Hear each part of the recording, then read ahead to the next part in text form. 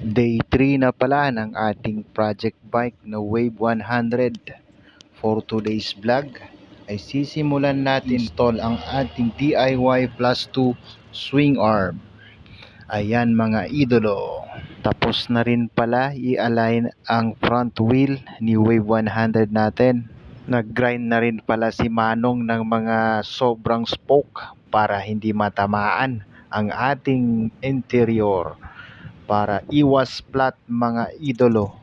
Ayan si Manong, shout out sa'yo. At isasalpak na rin natin ang ating pininturahang crankcase. At tapos na rin isalpak ang makina sa chassis ni Wave 100. Tapos na rin pala ikabit ang mga gulong.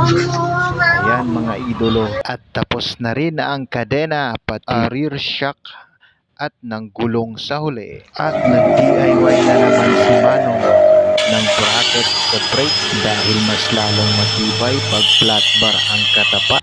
At ikakabit na lang natin para magmukhang totoo. Astig, pinturahan na lang.